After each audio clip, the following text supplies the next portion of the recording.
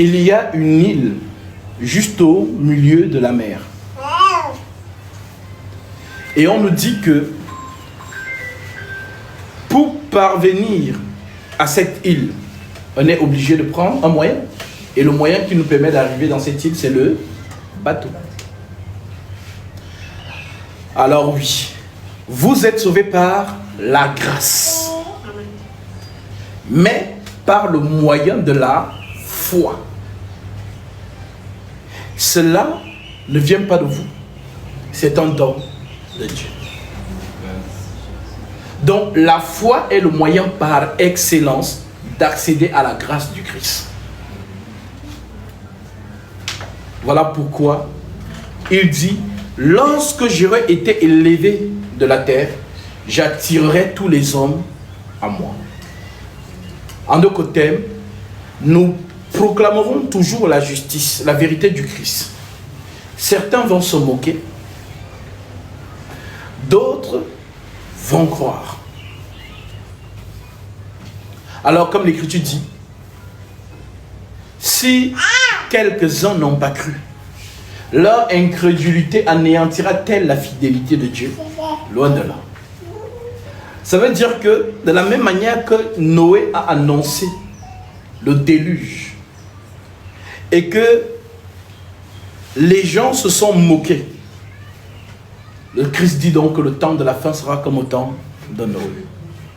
Car dans les jours qui précédaient le déluge, les hommes mangeaient et buvaient, se mariaient et mariaient leurs enfants, sans s'en douter de rien, jusqu'au jour où le déluge vint et les emporta tous. Il en sera de même à l'avènement du Fils de l'homme. Alors, Dieu a toujours aimé l'homme. Lorsque Dieu nous regarde du haut des cieux, il ne voit pas plusieurs hommes. Il voit un seul, Adam. Il voit Adam, car Adam est le premier homme de ce monde. Lorsqu'on dit terre, c'est Adam. Adam dont le Seigneur lui a donné autorité sur toute la terre, le pouvoir sur tous les animaux, de tout ce qui se meut sur la terre. Adam donc était le roi de cette terre. Car le Seigneur lui a tout donné. Et Adam était en parfaite harmonie avec son Créateur.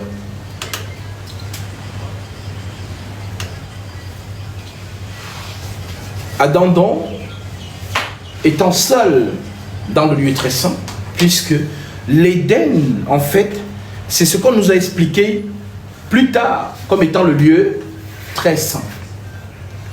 Car le Lévitique, le Nombre, le Deutéronome ne nous explique que les choses de Genèse 1 et 2 et 3.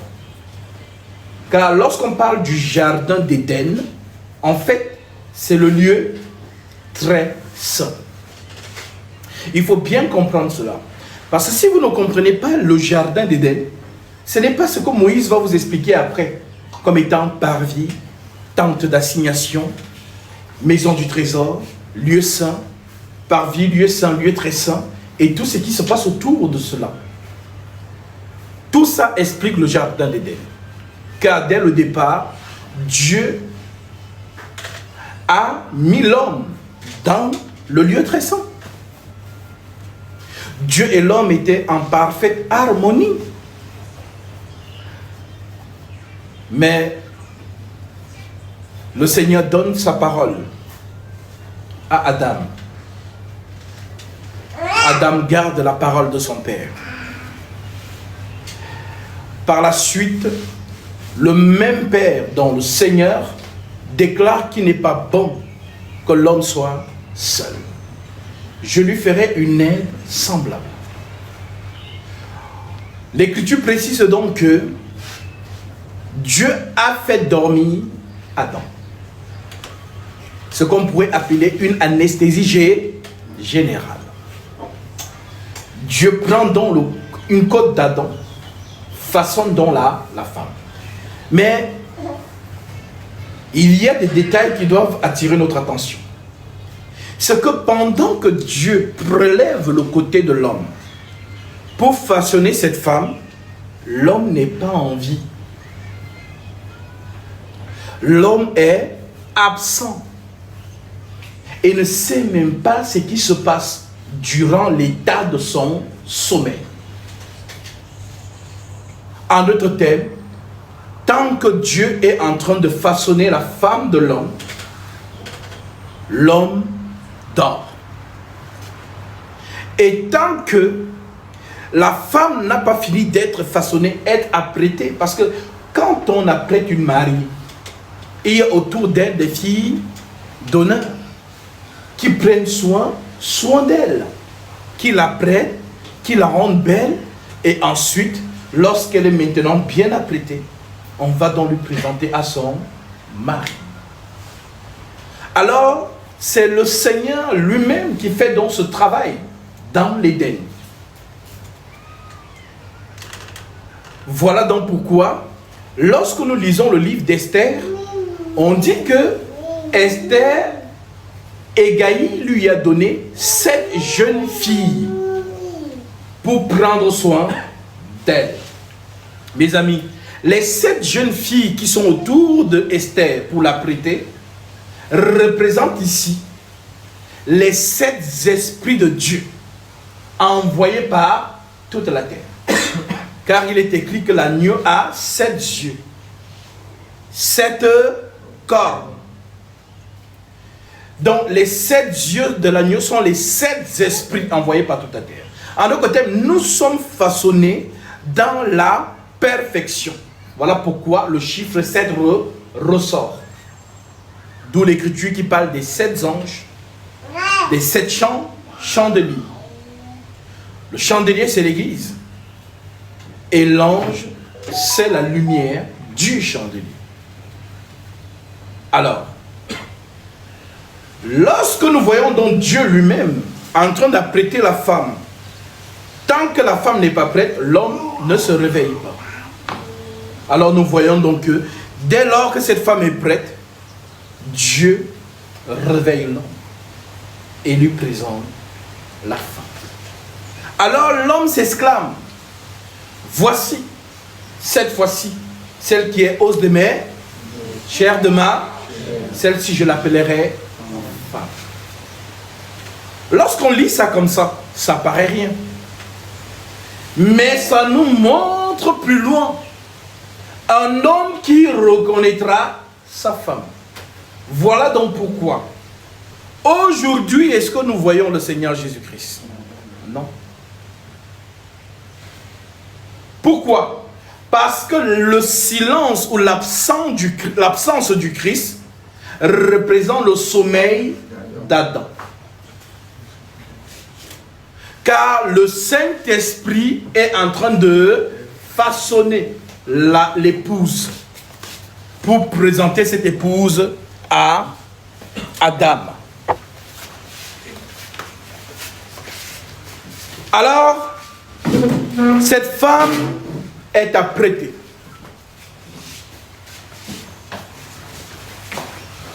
Jusqu'à ce jour, car l'enseignement que nous donnons, que les apôtres ont donné depuis que le Saint-Esprit est descendu sur terre, le jour de la Pentecôte, la femme est toujours en train d'être apprêtée.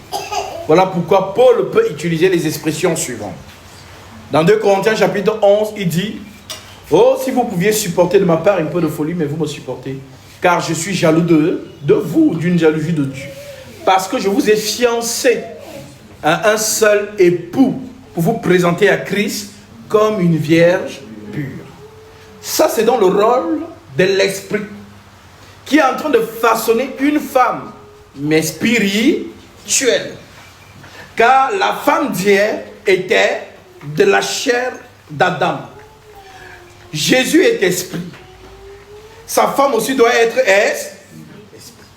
Voilà pourquoi le mariage n'a pas encore lieu. Le mariage aura lieu ce jour-là. Car nous allons donc quitter nos corps de chair pour entrer dans nos demeures éternelles. Voilà donc pourquoi l'apôtre Paul peut dire ceci. 2 Corinthiens chapitre 5. Au verset 1. Paul déclare.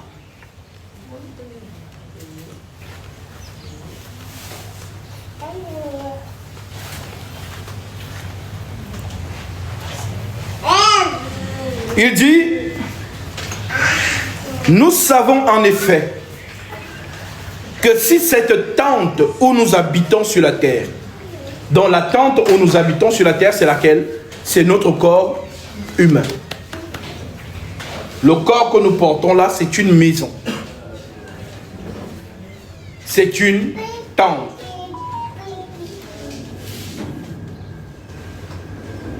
Donc, l'apôtre Paul rappelle donc, si cette tente où nous habitons sur la terre est détruite, nous avons dans le ciel un édifice qui est l'ouvrage de Dieu.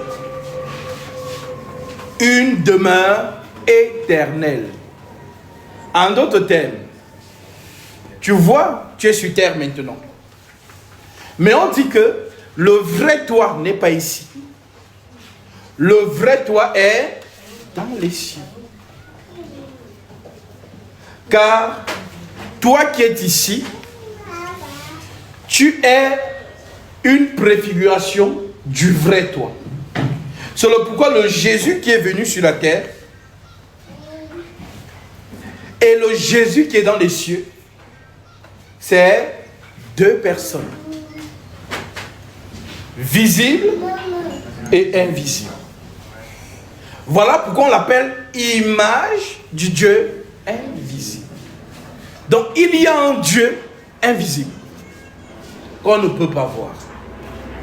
Mais lorsque le Dieu invisible veut se montrer dans le visible, c'est lui Jésus. Alors, comme je dis souvent, nous ne prêchons pas des choses qu'on n'a pas touchées du doigt. L'Écriture dit, nous rendons témoignage de ce que nous avons vu et entendu. Car je ne peux pas parler de l'île Maurice si je n'ai jamais été à l'île Maurice. Voilà donc pourquoi dans les choses de Dieu, on ne s'improvise pas. L'apôtre Paul dit qu'il a été ravi au 3e ciel, n'est-ce pas? Qu'il a entendu des choses ineffables qui n'est pas permis à un homme d'entendre. Dans les choses qu'il a vues là-bas, c'est ce qu'il est venu prêcher.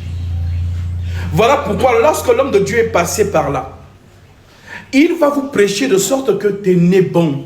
Ce que je vous dis là, c'est réel. Peut-être vous ne voyez pas ça encore aujourd'hui, mais ce jour-là, si vous vous accrochez, si vous croyez, ce jour-là, vous me réussirez. Alors, ces corps de lumière, le Seigneur me les a montrés. Ce sont des corps tellement merveilleux. D'une lumière qui n'a pas son pareil sur la terre. Les mots sont même trop faibles pour exprimer la clarté de ces corps célestes. Alors oui, lorsque j'ai lu cet épître, j'ai compris que oui, Paul était là-bas.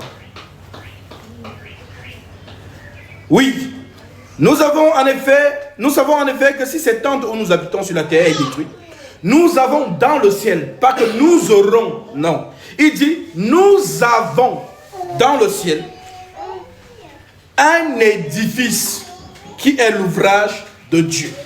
Une demeure éternelle. Alors cela nous permet de comprendre quoi? C'est que Jésus nous a dit, il y a plusieurs demeures dans la maison de mon... Avant nous tous on croyait que c'était des maisons.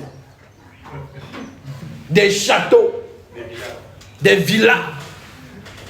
Certains faux prédicateurs disaient même, donnez la dîme, car celui qui donne, on construit sa maison dans le ciel. Mais c'est après que Paul, justement, Dieu nous enseigne que les demeures que Jésus parlait, ce sont les corps célestes. Il y a plusieurs demeures dans la maison de mon Père. Donc il y a plusieurs corps célestes. Aussi nous gémissons, dit Paul, dans cette tente, désirant revêtir notre domicile céleste. C'est ce que nous désirons. Quitter ce corps de chair pour entrer dans notre corps céleste. Parce que dans nos corps de chair, on souffre les tentations, les choses vraiment, les angoisses, les dépressions, tout ça c'est la chair. Alors Paul dit oui, aussi nous gémissons, désirant revêtir notre domicile céleste, si du moins nous sommes trouvés vêtus et non pas, si du moins nous sommes trouvés vêtus et non pas, vêtus de quoi donc? Car l'habit, être vêtu, c'est recevoir le Saint-Esprit.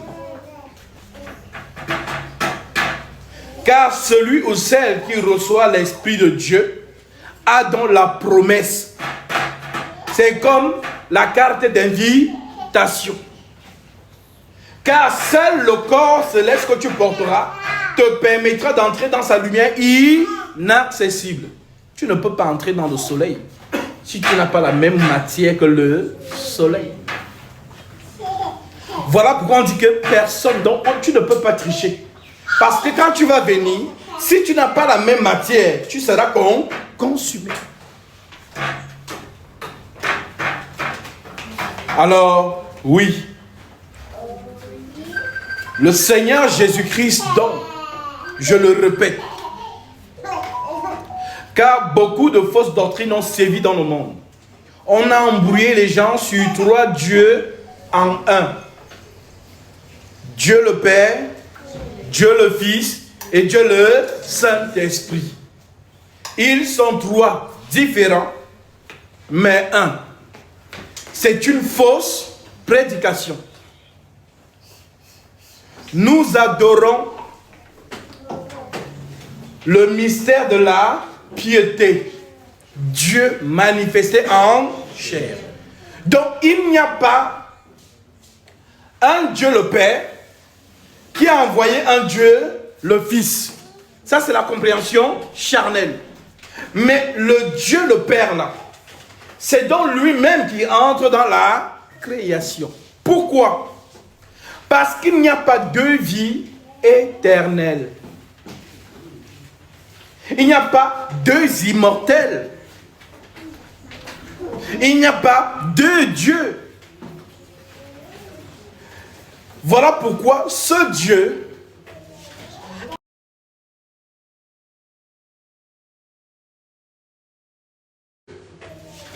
est représenté dans l'arbre de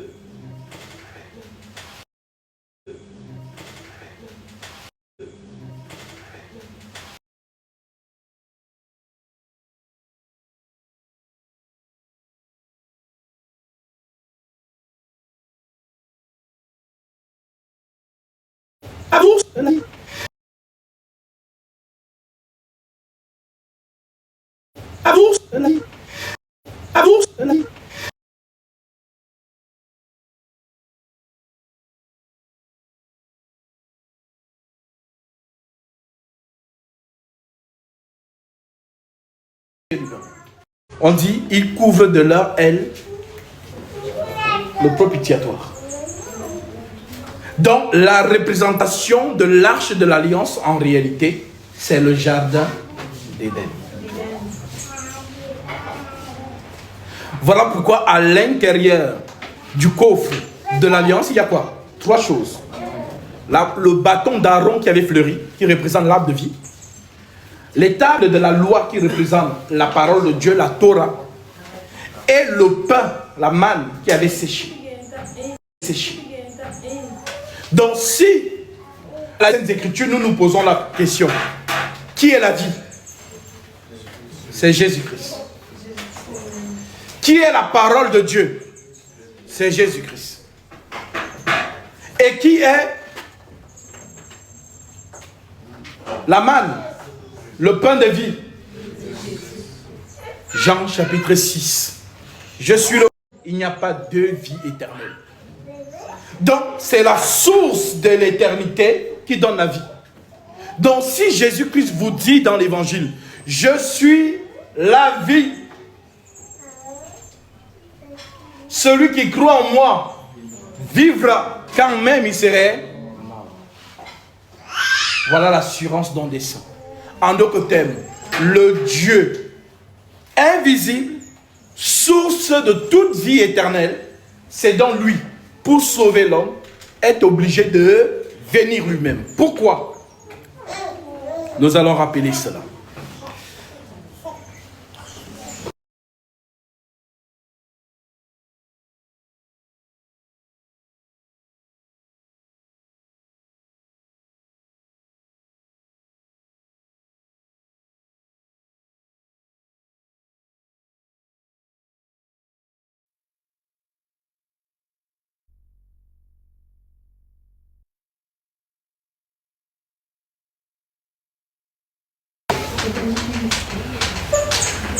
Dieu crée l'homme.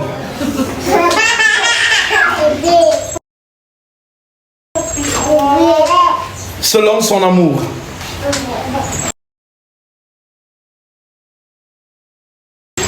Le même Dieu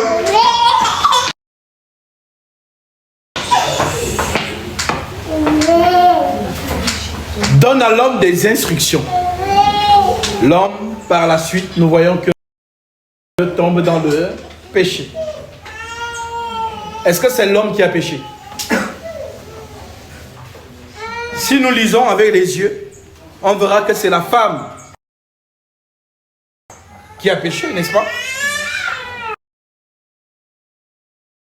Ça, c'est la lecture avec nos yeux. Mais lorsqu'on lit avec l'esprit, on va comprendre que la femme, c'est toujours l'homme. Car elle a été prise de lui. Donc, si on dit que la femme a péché, en réalité, c'est toujours l'homme. Voilà donc pourquoi l'homme ne peut pas abandonner cette femme. Parce que c'est un membre de son corps. Parce que si la femme avait été faite à part, Adam allait lui dire, ah, comme tu as désobéi, moi je ne désobéis pas. Dieu me donnera une autre. Mais Adam a suivi sa femme dans le péché. C'est ce qui explique Jésus-Christ. C'est nous qui avons péché. Mais on dit qu'il est devenu péché pour nous. En d'autres termes, il est venu communier avec nous dans le péché. De sorte que si le Père le rejette, il le rejette avec nous. Voilà donc pourquoi l'apôtre Paul écrit dans 2 Corinthiens chapitre 5 verset 21. Celui qui n'a point connu le péché, il l'a fait devenir péché pour nous, afin que nous devenions justice de Dieu. Donc, nous comprenons donc que l'amour d'Adam pour sa femme est l'amour de Jésus pour l'Église. Alors, si l'Église est dans le péché, le Seigneur vient donc mourir pour elle. Homme, aime ta femme. Comme Christ a aimé l'Église et s'est donné lui-même pour elle. Voilà ce qui explique l'amour, le déplacement de Jésus, le Dieu tout-puissant, le maître absolu de l'univers visible et invisible, qui décide de prendre sa couronne, de la déposer en royaux, comme un simple Philippiens chapitre 2. Et en vous les sentiments qui étaient en lequel existant en forme de Dieu n'a point regardé comme une proie à arracher d'être égal à Dieu, mais s'est dépouillé lui-même. Donc personne ne l'a dépouillé tout-puissant. Il ne peut pas mourir à la croix. Voilà donc pourquoi il doit donc descendre dans la simplicité. Seul l'agneau a les capacités de pouvoir supporter les moqueries. Seul l'agneau a les capacités de pouvoir recevoir les crachats. Seul l'agneau peut supporter les outrages, le mépris, le manque de respect. Mais le lion ne peut pas. Voilà pourquoi, pour que Jésus-Christ nous sauve, il a fallu qu'il descende sur cette terre, non comme un lion, mais comme l'agneau. Voilà pourquoi l'Écriture dit, muet devant celui qui le tend, il n'a pas ouvert la bouche. Alors, bien-aimés, l'immortalité, un seul le possède. Selon 1 Timothée chapitre 1, 17. L'Écriture dit, ô roi des siècles, immortel, invisible, seul Dieu, soit honneur et gloire au siècle des siècles. Donc, l'immortalité, conformément aussi à 1 Timothée chapitre 6, qui seul possède l'immortalité.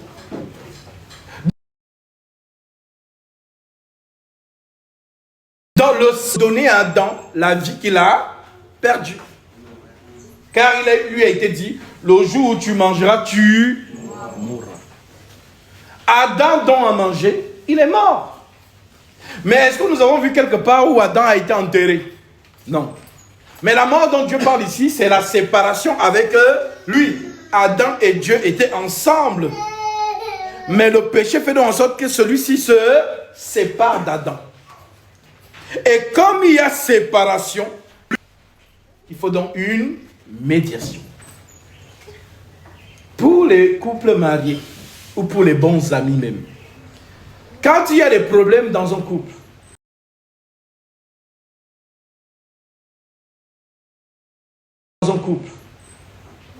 qui vient arranger? C'est soit le témoin du mariage, ou soit les parents. On va asseoir les deux. On va parler à la femme, calme-toi. On va parler à l'homme, toi aussi, calme-toi. Souvenez-vous de ce pourquoi vous étiez ensemble. C'est donc ce qu'on appelle la médiation. Donc, qu'est-ce qui a séparé Dieu et l'homme? C'est le péché. Mais en fait, Dieu aime toujours l'homme. Mais il y a le péché.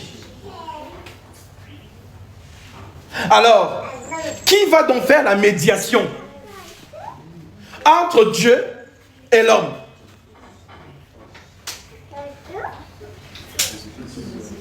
Voilà donc pourquoi la grandeur de l'esprit, c'est lui qui va gérer le conflit entre Dieu et l'homme, pour qu'il y ait la paix.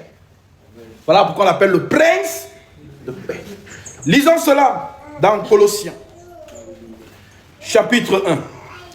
Je suis au verset 15.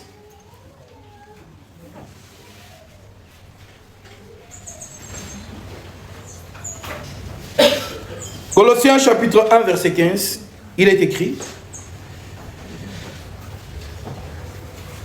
il est l'image du Dieu invisible,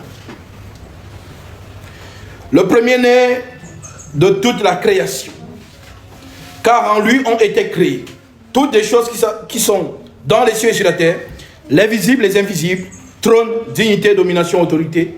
Tout a été créé par lui et pour lui. Il est avant toute chose et toute chose subsiste en lui. Il est la tête du corps de l'Église. Il est le commencement, le premier-né d'entre les morts, afin d'être en tout le premier. Car Dieu il a voulu par lui réconcilier tout avec lui-même. Tant ce qu'il y a dans les cieux, tant ce qu'il y a sur la terre et ce qu'il y a dans les cieux, en faisant la paix par lui, par le sang de sa croix. Donc, le seul moyen de réconciliation entre Dieu et l'homme, c'est le sang.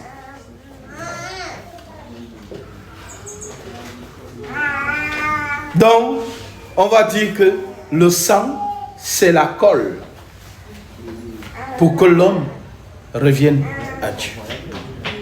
Maintenant, qui va donc procurer ce sang?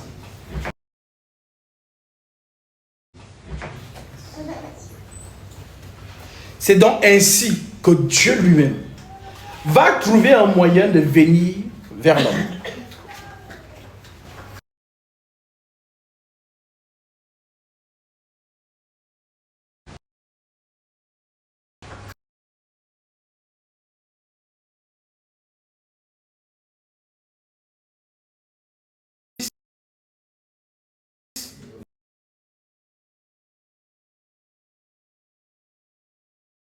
Ni offrande, mais tu m'as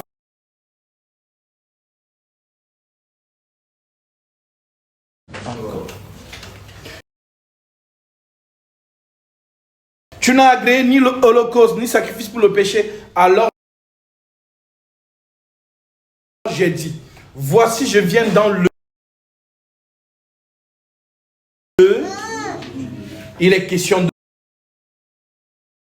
de... Pour faire, oh Dieu, donc, le livre dont on parle. Est-ce que c'est un livre avec les feuilles? Le livre dont c'est qui? Donc, quand on dit de Genèse à Apocalypse, c'est Jésus. Tout ce qu'on dit dans la loi, les psaumes et les prophètes, ça ne parle que de...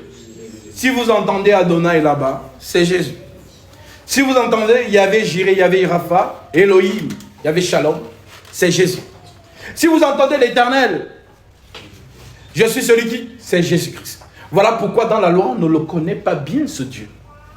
Chaque fois qu'un prophète va le voir, le prophète va demander son nom. Et il va dire, pourquoi demandes-tu mon nom? Donc le nom sera donc révélé plus tard. Voilà pourquoi le nom de Jésus est plus puissant que tous les autres noms de la loi. Car essayez de chasser les démons avec les noms de la loi. Rien ne va se passer. Parce que les démons ne respectent pas ces noms-là. Mais prononcez le nom de Jésus. Tous les démons se mettent au carré. Pourquoi? Parce que c'est le nom qui est au-dessus de tout nom. Aucun autre nom qui a été donné parmi les hommes. C'est dans ce nom qu'il y a la guérison.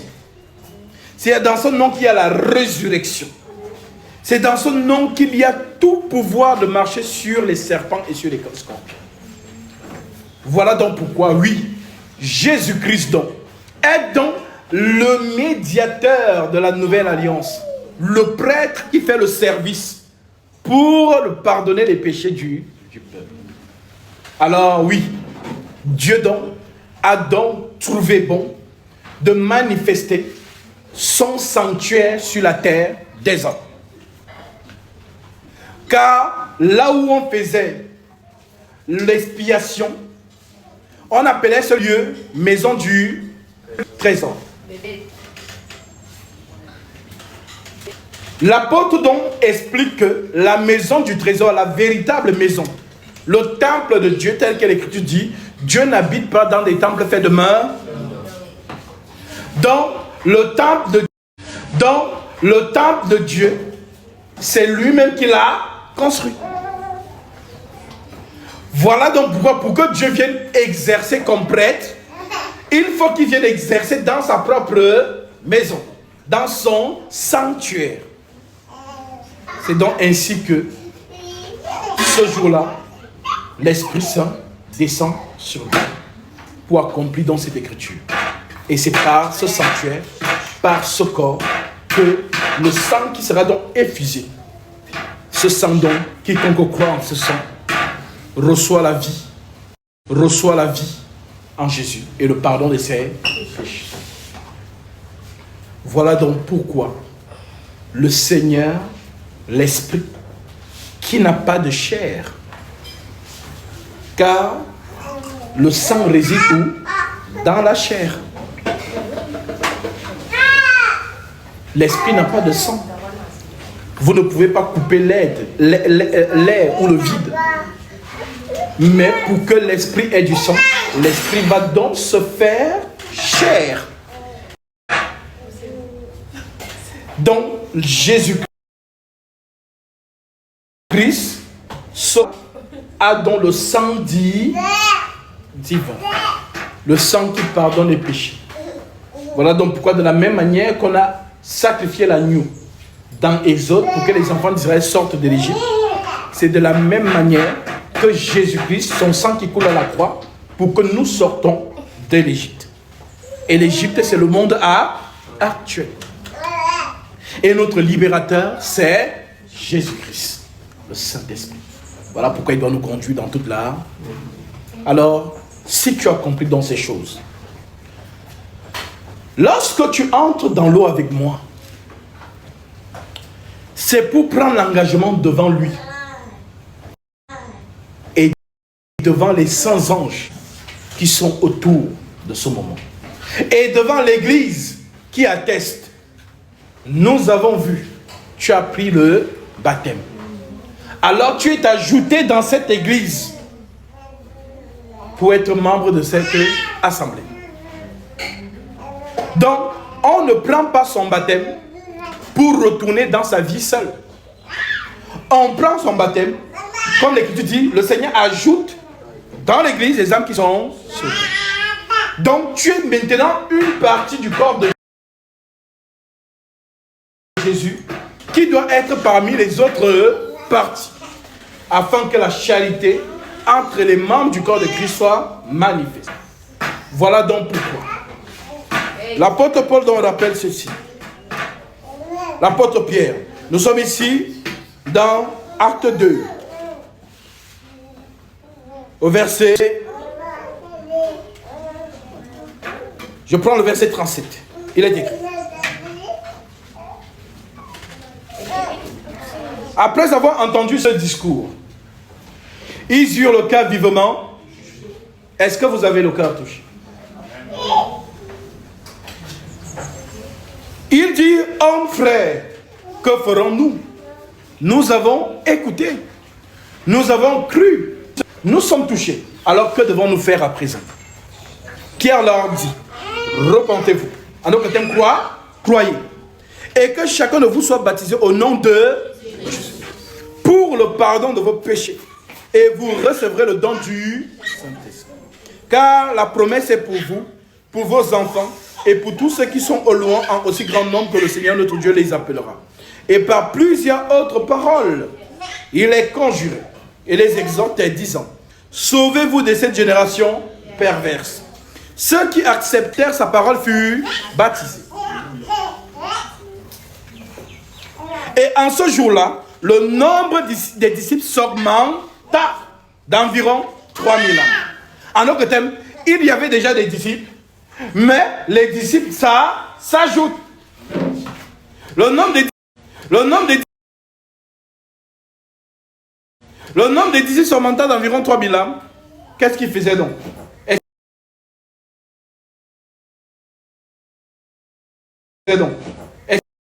Et dans les... Alors, voilà l'état d'esprit que toute personne qui prend son baptême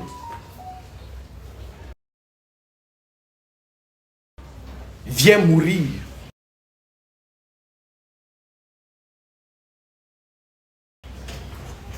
en Jésus-Christ.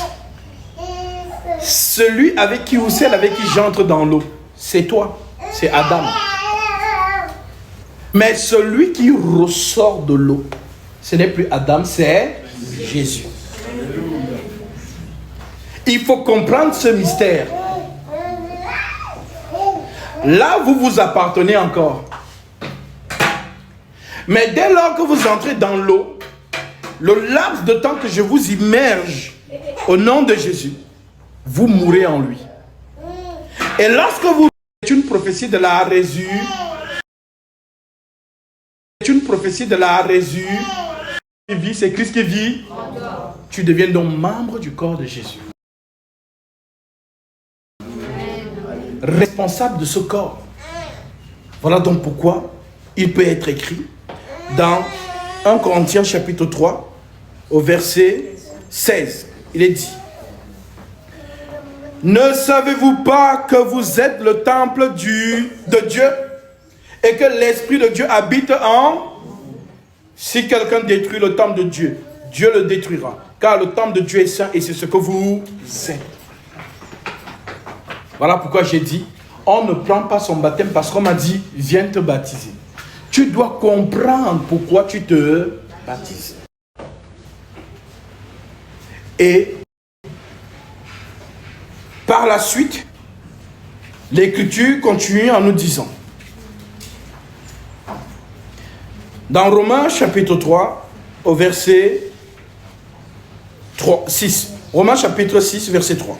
Ignorez-vous que nous tous qui avons été baptisés en Jésus-Christ, c'est en sa mort que nous avons été. Donc lorsqu'on vous met dans l'eau, on vous met dans la mort de Jésus. Nous avons donc été ensevelis. L'ensevelissement, c'est quoi? C'est disparaître totalement dans l'eau. Parce que quand quelqu'un meurt naturellement, quand on l'enterre, est-ce qu'on enterre quelqu'un le pied en haut et le corps est en bas? Tout son corps est sous la terre. Dans la terre. Voilà donc pourquoi l'Écriture dit, nous avons donc été ensevelis avec lui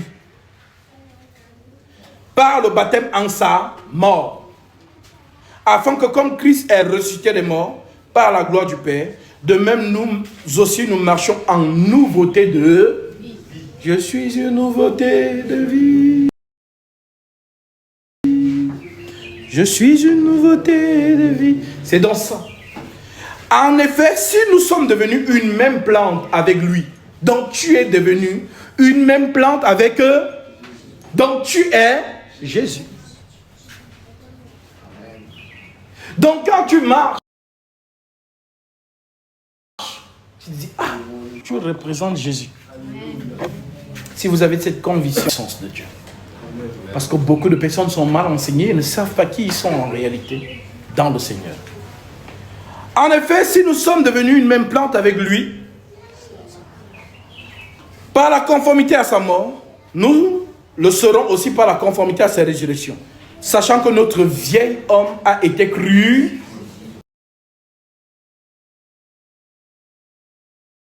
Allons faire. Vieil homme. Le vieil homme, c'est qui? C'est Adam. Donc, avant de devenir membre du corps de Jésus, vous êtes d'abord membre du corps d'Adam. D'Adam.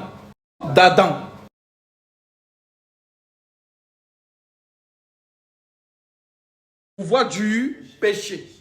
Conformément à Romains chapitre 8. Si je prends ça à partir du verset 1.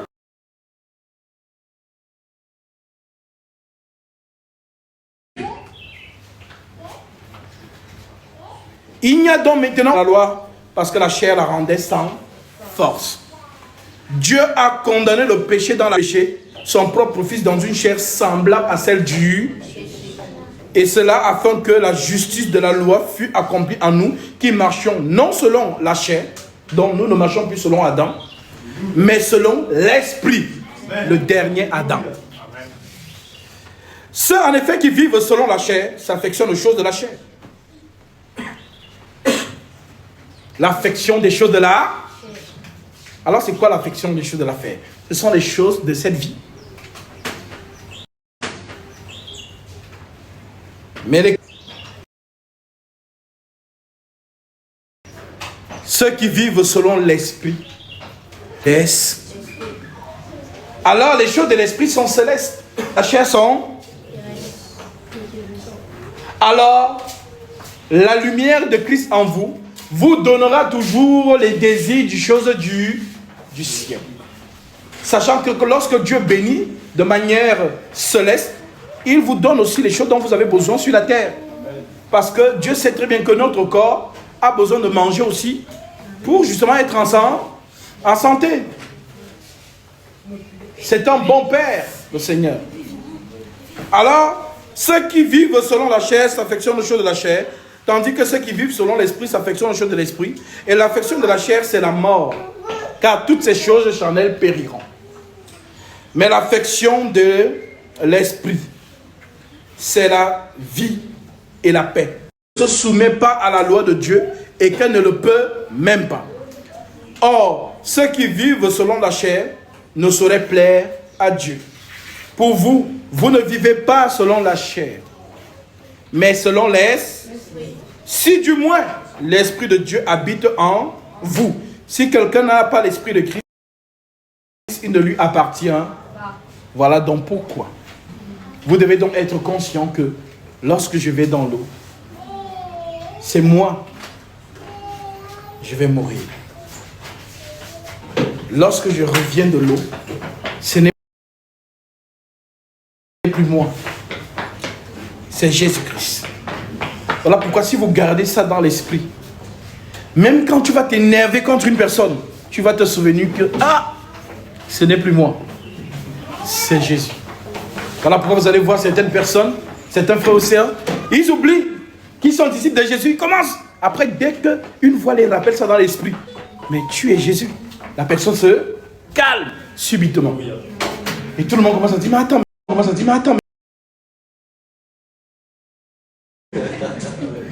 personne ne va comprendre ce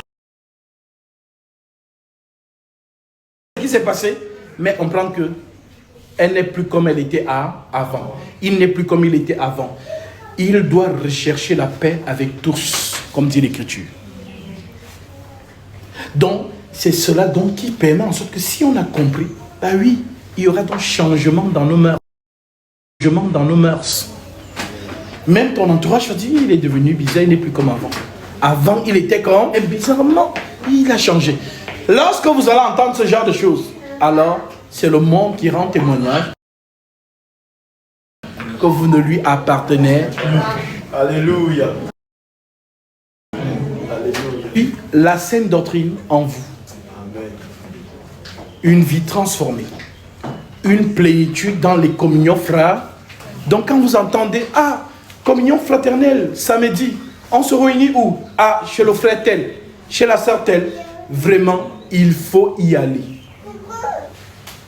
Car dans le monde entier, tous nos frères et sœurs qui sont de par le monde, c'est la tradition des assemblées des saints depuis le temps des apôtres.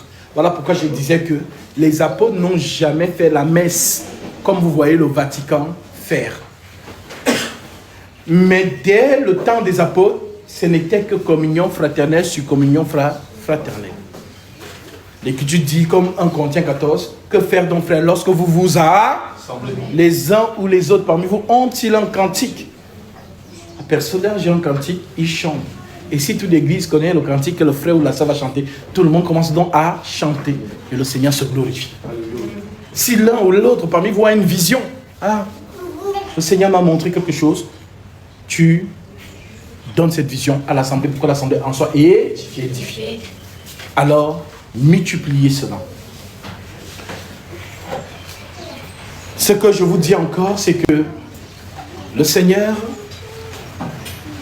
sait que Satan est puissant. Mais le Seigneur est plus puissant que lui.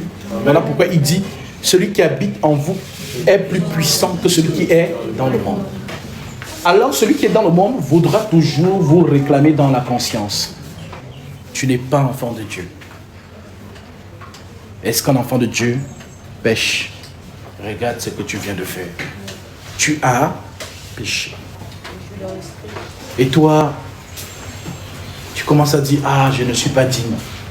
Regarde ce que je viens de faire. Satan a raison. Comment je peux faire ça?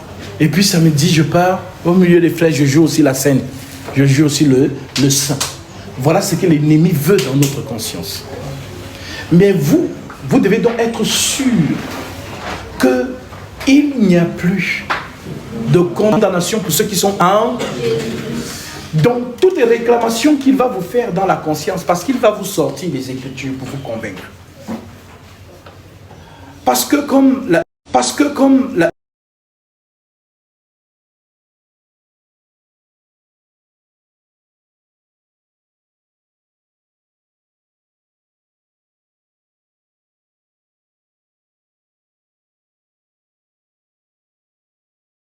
capacités, tu ne peux pas plaire à Dieu. Mais si tu te caches en Jésus, ce n'est plus toi que le Père voit, il voit le Fils. Amen. Voilà pourquoi l'Écriture dit tout ce que vous demanderez en mon nom. Croyez que vous l'avez reçu, vous le verrez. C'est la prophétie. Parce que le Père n'exauce que le Fils. Le Père n'exauce que le Fils. C'est la prophétie. Donc, nous, par nos faiblesses, par nos manquements, nous sommes indignes. Mais comme ce n'est plus nous qui vivons, c'est Christ qui vit en nous, alors le Père nous aime. C'est ce qu'il dit dans les Écritures. Alors que l'ennemi ne vienne pas vous citer, parce que je connais l'Écriture qui prend toujours. Je vais vous citer cette Écriture. Nous sommes ici dans 1 Jean chapitre 3 au verset 8. Il est écrit. Et l'apôtre Jean dit ceci. Mes petits enfants, que personne ne vous séduise. Celui qui pratique la justice est juste. Et comme lui-même est juste. Celui qui pêche est du diable. Car le diable pêche dès le commencement. Le Fils de Dieu apparut afin de détruire les œuvres du diable. Quiconque est né de Dieu, là on entre dans la nouvelle naissance. Quiconque est né de Dieu ne pratique pas le péché. Alléluia. Parce que la semence de Dieu demeure en lui. Il ne peut pécher parce qu'il est né de Dieu. Voilà donc pourquoi l'ennemi va te rappeler ça. Et il va toujours t'attraper la main dans le... Voilà pourquoi on l'appelle accusateur. Il veut montrer à Dieu que Dieu, c'est un menteur. C'est une menteuse. Elle dit qu'elle est ton enfant, regarde ce qu'elle fait. Il dit qu'il est ton enfant, regarde ce qu'elle fait. Donc c'est ce qu'il a toujours fait. Voilà pourquoi on l'appelait l'accusateur de nos frères. Mais ce qui fait taire l'accusation, c'est le sang de l'agneau. C'est ce sang qui fait taire l'accusation. Parce que ton avocat gagne toujours. Car notre avocat est lui-même le juge. Si on t'amène dans un tribunal où le juge c'est ton père, tu as déjà gagné le procès. Voilà donc pourquoi Jean qui nous écrit ces choses dit, petits enfants, ne péchez point. Et si quelqu'un a péché, qu'il se souvienne qu'il a un avocat auprès du Père. Pourquoi il vous dit ça? Parce qu'il sait que c'est dans votre faute là que l'ennemi va donc se présenter pour vous accuser dans la conscience. Car tu dis que tu es un fils de Dieu, mais est-ce qu'un fils de Dieu fait ce que tu viens de faire? Ça, on appelle ça péché. Et il te sort dans l'écriture. Dans l'écriture est zoomé dans ton esprit. Celui qui pêche est du diable. Les fils de Dieu ne pêchent pas. Alors toi-même, il te pose encore la question. Est-ce que là, tu viens de pécher? Tu vas dire, ah c'est vrai, oui. Et là, il te dit, bah tu vois, tu es le fils du diable. Il faut laisser. Dieu ne t'écoute même pas. Voilà pourquoi certaines personnes, lorsqu'ils sont dans la faute, même prier, ils n'ont plus de force. Ils ont l'impression que les prières parce qu'ils se sentent sales. Alors, si je vous rappelle ces choses, c'est pourquoi l'ennemi ne vienne pas vous réclamer dans la conscience. Dites-lui toujours, arrière de moi, Satan. Ce n'est plus moi qui vis, c'est Christ qui vit en moi. Et si j'ai encore des faiblesses en moi, c'est Jésus-Christ qui me rendra parfait. Amen. Ce qui vous permettra de garder cette hargne. Que vous soyez toujours à fond dans la prière. Parce que l'Écriture dit que celui qui prie croit que Dieu l'écoute. Donc tu ne peux pas venir prier, tu sais que, et vraiment, avec ce que j'ai fait hier, là, est-ce que Dieu va vraiment m'écouter? Il y a un cantique qui dit, comme un enfant qui marche sur la route, les yeux en l'air pour emplir le vent. En d'autres termes, cet enfant se souvient qu'il a péché. Mais il va vers son père. Me voici comme un enfant. Prends-moi comme je suis, Seigneur. C'est toi qui me rendras parfait. Je ne peux rien faire sans toi. Aide-moi, Seigneur. J'ai la volonté. Parce que dans toutes ces choses, le Seigneur regarde aussi l'état de votre esprit. As-tu la volonté de te détourner des choses qui ne confessent pas son nom?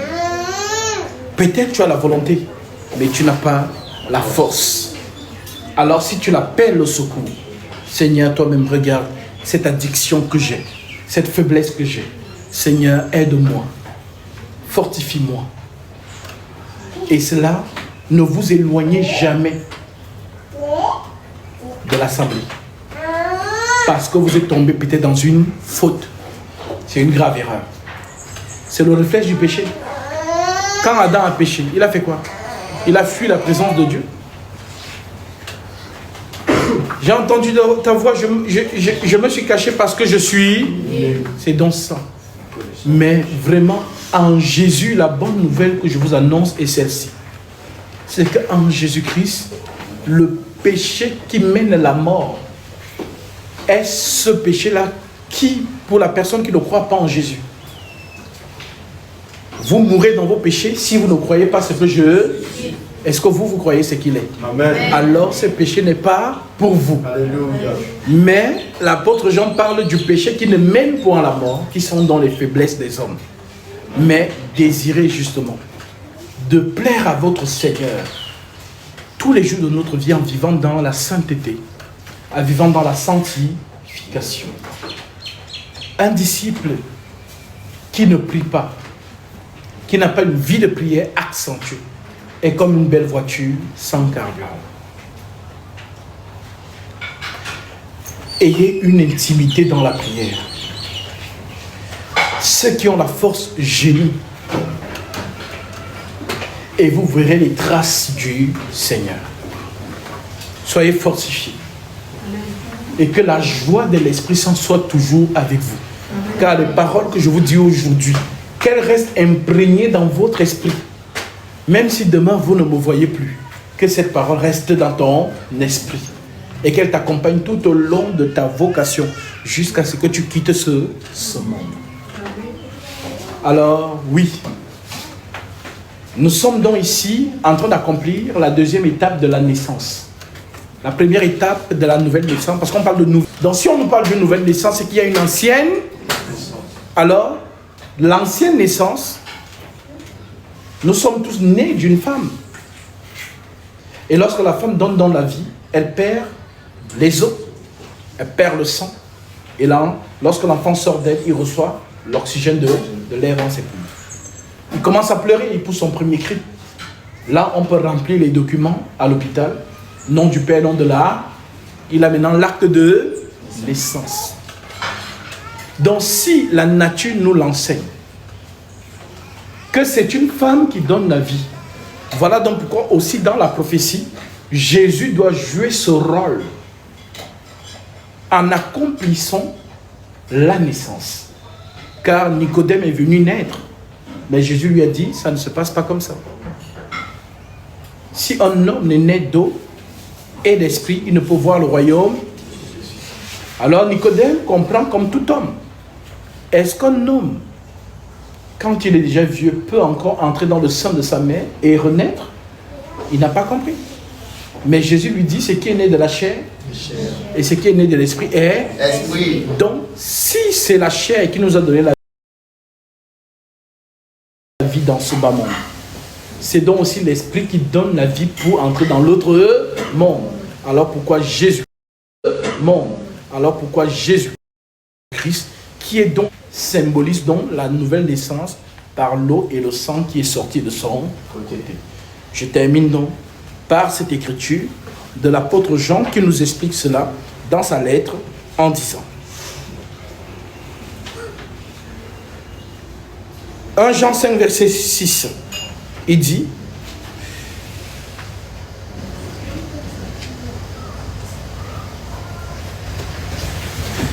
c'est lui, Jésus-Christ, qui est venu avec l'eau et avec le symbole de la naissance. Non avec l'eau seulement, mais avec l'eau et le sang. Et c'est l'esprit qui rend témoignage. Le témoignage, c'est la vérité. Parce que l'esprit est la vérité. Car il y en a trois qui rendent témoignage, l'esprit, l'eau et le sang. Et les trois sont d'accord. Donc lorsque les trois sont accomplis en vous, vous avez le témoignage de la nouvelle naissance. Voilà donc pourquoi nous naissons par la parole que nous écoutons. Nous naissons par l'acte du baptême. Et nous naissons par le témoignage de l'Esprit Saint. Voilà donc pourquoi, au temps des apôtres, lorsqu'ils baptisaient d'eau, après le baptême d'eau, ils imposaient les mains sur ceux qui avaient cru, qui avaient reçu le baptême, pour que le Saint-Esprit descende sur. Est-ce que les apôtres sont encore là aujourd'hui? Personne n'a cette autorité. Voilà pourquoi même Philippe lui-même en Samarie, après avoir prêché la parole, les âmes ont été touchées. Après avoir baptisé ces âmes au nom de Jésus-Christ, l'Écriture dit, le Saint-Esprit n'est descendu sur aucun d'eux. Ils avaient seulement été baptisés au nom du Seigneur Jésus. Alors, Philippe aurait pu improviser pour imposer les mains et invoquer le Saint-Esprit sur eux. Mais il ne l'a pas fait. Il envoie appeler Pierre et Jean qui viennent et qui imposent les mains sur eux. Le Saint-Esprit Mais le Saint-Esprit ne descend pas sur Simon de magie, parce que le Saint-Esprit est une promesse pour les enfants de Dieu. Aucun fils de la perdition ne peut recevoir le Saint-Esprit. Alors vraiment, le Seigneur est souverain. C'est lui qui accorde son esprit selon son bon vouloir. Et pour tous ceux qui ne l'ont pas encore reçu, priez. C'est une promesse. Ne vous attristez pas. Car j'ai toujours dit, si le Seigneur revient à minuit, à 23h59, tous ceux qui lui appartiennent vont recevoir l'Esprit. Donc, que cela ne vous inquiète pas. Mais comme il a dit lui-même, priez. Priez toujours. Demandez-le, tu dis Seigneur, de la manière que Corneille avait parlé en esprit le jour-là, de la manière que les apôtres ont parlé ce jour-là, Seigneur, je veux vivre aussi ce témoignage. Il est fidèle et il te permettra justement de l'accomplir. Alors, que la paix du Christ soit avec chacun de vous et ceux parmi vous qui ont été touchés par la vérité et qui sont venus accomplir cette promesse dans leur vie, vous vous manifesterez. Et si vous avez des questions,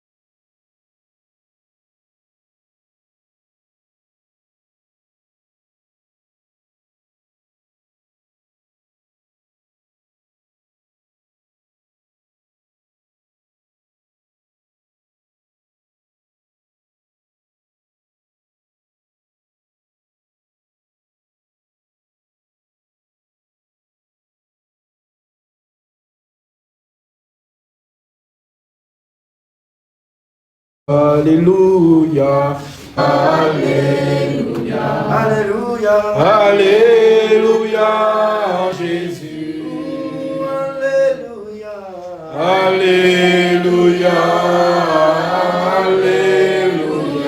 Alléluia, Alléluia, Jésus. Nous le verrons dans les airs, nous le verrons dans les airs. Nous le verrons dans les airs ce jour-là.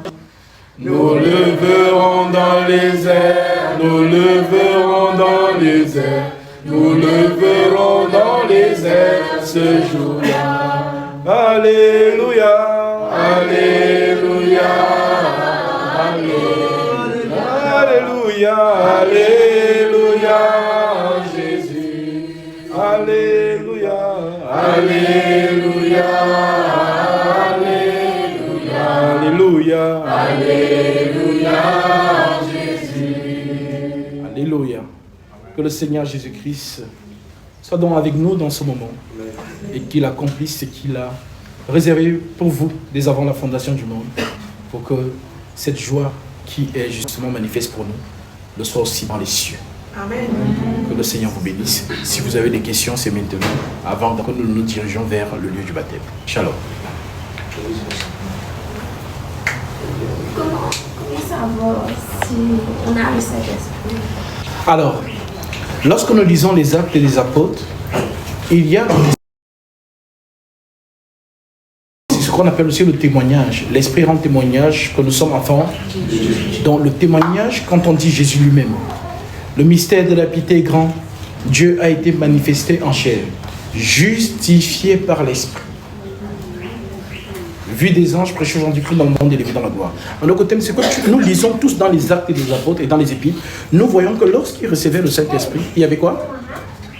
Le parler. Prenons un exemple. Nous sommes ici dans 1 Pierre, chapitre 4, au verset, plutôt Actes,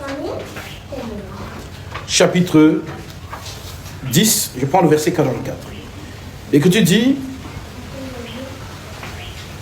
comme Pierre prononçait encore ces mots, le Saint-Esprit descendit sur tous ceux qui écoutaient la parole. Tous les fidèles circoncis, dont les Juifs qui accompagnaient Pierre, tous les fidèles circoncis qui étaient venus avec Pierre furent étonnés de ce que le don du Saint-Esprit était répandu sur les païens, car ils les entendaient parler en langue et glorifier Dieu. Amen. Donc voilà le théodore, c'est-à-dire même ceux qui avaient déjà reçu le Saint-Esprit, qui accompagnent donc Pierre, pour aller voir que Pierre va entrer chez les païens. Il est défendu aux Juifs d'entrer chez les païens, mais il va quand même entrer. Bon, on l'accompagne.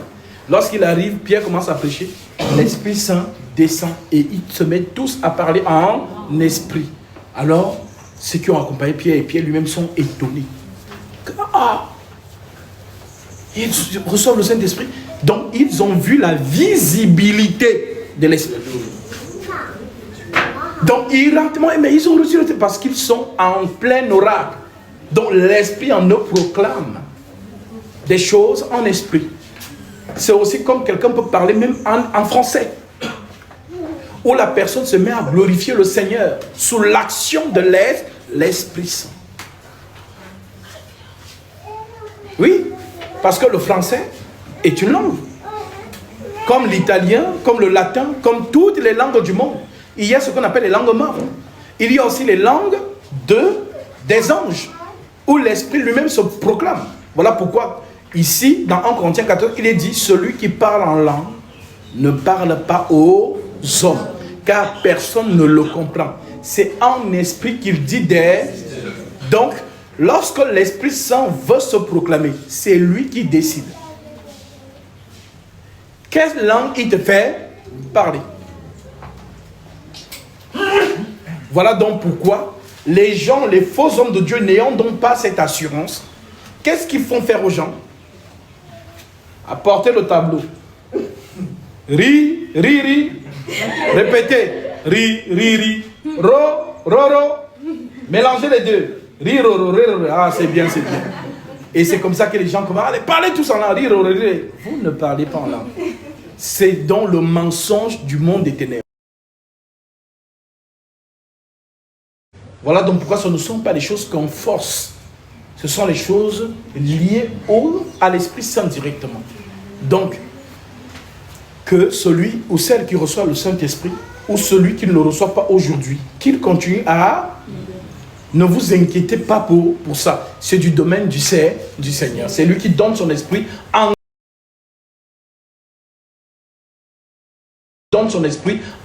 volume. Ce n'est pas moi qui donne l'esprit à quelqu'un. Moi, je vous baptise d'eau. Donc, il y en a un qui baptise du... Voici que Pierre, lui-même, il est étonné ici. Parce que Pierre, lui, sait que c'est lui qui impose les mains pour invoquer le... Mais devant Corneille, l'Esprit Saint descend seul, sans que Pierre nous dise quelque chose. Alors, l'Écriture continue. Car il les entendait parler en langue et glorifiait Dieu. Alors Pierre dit, pour donc refuser l'eau du baptême à ceux qui ont reçu le Saint-Esprit aussi bien qu'à nous? Et il ordonna qu'ils fussent baptisés au nom du... Parce qu'il y a certaines personnes qui disent que quand tu as reçu le Saint-Esprit, tu n'as plus besoin de te baptiser. Pourtant, Pierre, qui était à côté de Jésus, connaît le témoignage du Seigneur. Si on nomme le nez d'eau, et d'esprit. Donc, ils sont nés d'esprit. Il faut maintenant aussi la naissance d'eau. Voilà donc pourquoi les trois choses doivent être manifestes, tout simplement. Je prends encore notre témoin. Actes chapitre 19 au verset 1. Pendant qu'Apollos était à Corinthe, Paul, après avoir parcouru les hautes provinces de l'Asie, arriva à Éphèse. Ayant rencontré quelques disciples, il leur dit: avez-vous reçu le Saint-Esprit quand vous avez cru? Avez-vous reçu le Saint-Esprit quand vous avez cru? Il répondit: nous n'avons même pas entendu dire qu'il y a un Saint-Esprit. Et il dit: de quel baptême avez-vous donc été baptisé? Et il répondit: du baptême de Jean. Paul leur dit: ah, Jean a baptisé du baptême de la repentance, disant au peuple de croire en celui qui venait après lui, c'est-à-dire en Jésus-Christ. Sur ces paroles, il fut baptisé. Donc Paul administre le baptême conforme à la saine doctrine. Après donc le baptême que Paul les administre, il les impose les mains. On dit donc: sur ces paroles, il fut baptisé au nom du Seigneur Jésus. Lorsque Paul leur eut imposé les mains, le Saint-Esprit vint sur eux. Et ils parlaient en langue et prophétisaient. Voilà donc le signe de l'Esprit Saint dans celui qui le reçoit la première fois. Parce que ne pas confondre la réception du Saint-Esprit et le don du parler en langue. Ça veut dire que lorsque l'Esprit vient se proclamer en toi, il va se proclamer.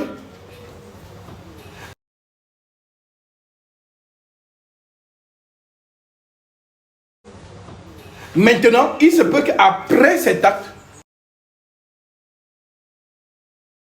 tout au long de ta marche, tu ne parles plus, parce que ce n'est pas